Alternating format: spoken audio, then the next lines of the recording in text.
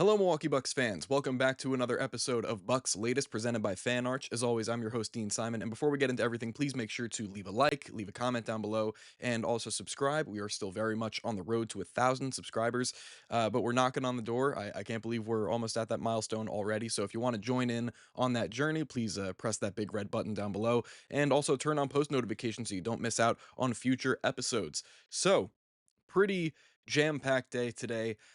First off, what we'll get into is that the Bucks announced their training camp roster, and of course, preseason starts next week. I think the Knicks are the first game of the season at noon Eastern on the 4th. So just very exciting stuff. We're gonna have basketball coming back so soon, but the Bucks announced their full training camp roster, and it's all the usual suspects, like the guys that we basically knew were going to be a part of this roster, and even including the G League guys like the Jamari Bouyes and the Pete Nances and Cormac Ryans. That he was brought in on the training camp deal, but he'll be uh, most likely joining the herd after the training camp is over. So all those kinds of guys on the roster. And something that we're going to get into a little bit later is that also today is the Milwaukee Bucks Media Day. And I was able to catch Doc Rivers and John Horst talking in the beginning. And I think they'll have guys like Miles Turner come in sooner or later, but I wasn't able to catch his time at the podium.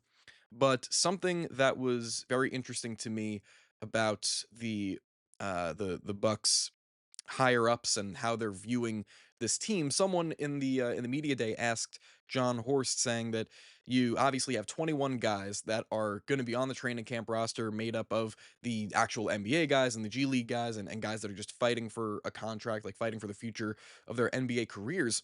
And someone asked John Horst, do you view the current roster as being completely set in stone? Like, you're not making any choices, even though you have all of these guys on the roster. Basically asking, is there any way that you see guys like Cormac Ryan or a Pete Nance or Jamari Bouyea, basically any of the guys that are fringe NBA guys, do you see them actually being able to prove themselves enough to potentially make a decision harder and to make the roster? And basically John Horst said, absolutely not. Nothing is set in stone. They're going to let the players play it out. His actual words were that we've got 21 players that deserve a chance to be on the roster, and that it was a really competitive camp, or that it's going to be. And they're presenting the opportunity to the players that, again, they know the stakes, they know the situation, and that their careers are more not on the line, but they're fighting to stay in the NBA. So they're extending that opportunity to these players, and it's a realistic thing where, I guess if you really turn enough heads in training camp and make a good enough impression, that you can make this roster. And part of me likes this, because you can never be too sure of the guys that you have. And if a guy really does have an impressive training camp and proves that he should be, or that he's rubbing shoulders with guys that are actually playing an NBA caliber level, and they're out on the floor every night, then you want to take a chance. Like, nothing should be set in stone. But I would also like to believe that the Milwaukee Bucks roster is a little bit more solid than this right now, where where we don't really have to seriously think about, like, oh man, what if Cormac Ryan really impresses in training camp? Maybe he deserves a spot. I wish the and or the real back end of the rotation was a little bit more strong to kind of not really make that a decision. And don't get me wrong, I like Cormac Ryan. I think he's solid. He's a great shooter, and he does put the ball on the floor better than people give him credit for. But I want to get to a point where the Bucks don't really have to think about this, especially going into a season as important as this, where you don't really have to think about, oh, is Jamari Bouye or Cormac Ryan really going to impress and make a decision or make a difference for this team? But still, more positive than anything. Just nothing should be set in stone. You're giving these guys a chance for a reason, and if they ball out, then then they'll earn their spot. But anyways, moving forward into more media day stuff, we talked about John Horst saying that nothing's set in stone, but what he also said in terms of the construction of the team is that the team is faster, the team's more athletic, and more versatile than it was last year. And he said that they even have more shooting than last year, which you really can't argue with, even though they were number one in the league in 3-point percentage, maybe middle or a little bit further back from middle of the pack in attempts. But to say that they have more three-point shooting is not that much of a stretch, and what he said is that that really comes down to the addition of Miles Turner and what he can do for this team as a pick and pop kind of guy.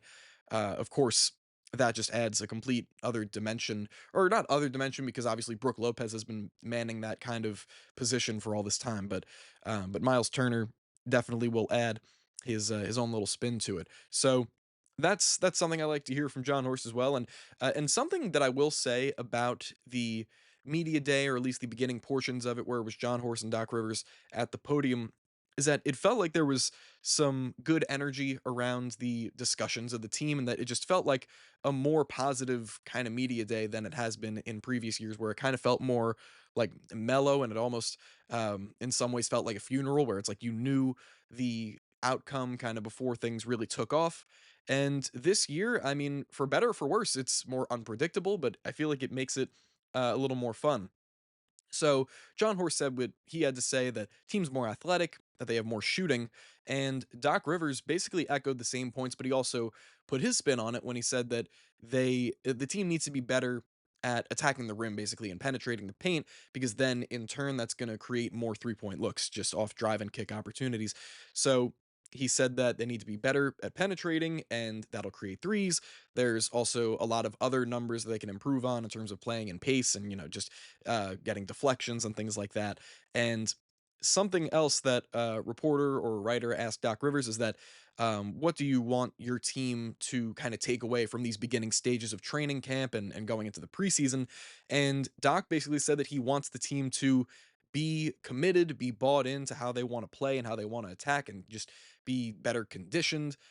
He also talked about the lineup versatility. He said that there's like three different lineups that he feels really confident in, and each of these lineups are different than the next. But most of all, what I got from Doc Rivers is that he was really, really very positive on the Miles Turner front. And there was a lot to talk about with regard to Miles, because again, just how he can completely shape, obviously the defense, but a lot of the offense. Um, Something that was a little bit more unexpected is that Doc said that he wants Miles to, based on his time in Indiana, he was able to punish guards in the paint. And that's something that he's going to look for Miles to do, is just punish guards off of switches and put his back to the basket a little bit more, and not just shoot and not just be this great pick and pop guy, because he obviously is very, very strong and agile. Uh, Back down presence in the paint, and he can take advantage of those switches. So it's not really a ridiculous thing to say, but just, that while the focus will be on three-point shooting, and they're going to try and have the highest percentage in the league again, and be top 5 to 7, at least, you would imagine, in attempts, that a guy like Miles Turner, he shouldn't forget how to use his body and his frame, and backing down mismatches in the paint. And also something that was pretty cool is that Doc Rivers, he seems to really be taking a lot of inspiration from the Pacers, not just after stealing Miles Turner, but kind of watching how they used him, and the fact that he was more of a, well, not more of a passer, but that Indiana did use him a little bit more often as a passing hub at the elbows. And Doc Rivers said that he kind of wanted to copy off of that idea, or sort of piggyback off of that, and use him more as a passer, initiator, facilitator, synonyms, whatever you want to say there. So that's something cool also that you could take away from this media day, and from how Doc is viewing Miles Turner and his impact, again, not just on the defensive end, but on offense next to Giannis and the rest of the guys. Speaking of Giannis, John Horst was, he came into the media day, he sat down at the table, and the first thing that he said, I guess just to let everybody, the reporters and everybody in the audience know, that Giannis wouldn't be in attendance for media day today because he has COVID. And I don't know if this was known by others in the organization, or in the kind of media field, that it was kind of being spread around, but that was the first that I had heard it, that John Horst, and I guess that was the first time that a lot of others had heard it. But Giannis unfortunately has COVID, is not going to be around for media day, and who knows, he might not be around for the first game or two of the preseason, depending on how long this thing lasts. But a guy like Giannis, in his, physical prime. I feel like he health wise will be able to get through this pretty quickly. And of course, because there's, less strict guidelines and things like that, he might not be able to be around the team for media day today, but maybe in around a week or so, maybe 10 days, Giannis will be feeling back up to his normal standards and he'll be able to rejoin the team. But I thought that was, it kind of took me back a little bit to hear that Giannis had COVID, and that really stinks. I believe John Horst said that he was still in Greece at this moment, kind of just with his family, and of course after Eurobasket and all, he I guess wanted to go back home. But Giannis has COVID, will be okay though, and will likely rejoin the team in at least or at the most maybe 2 weeks or so. So last thing I wanted to bring up is that while I already mentioned how Doc Rivers talked at length about Miles Turner, he also was, speaking of Giannis again, talking about how the ball needs to be in Giannis's hands to really allow the team to get out on the break, and that Giannis has to kind of be the main quarterback of the transition offense, because you wouldn't really want to have it any other way. And of course, that's how you're most effectively going to at least attack the basket in transition when you have a bowling ball like Giannis, going from end to end, coast to coast.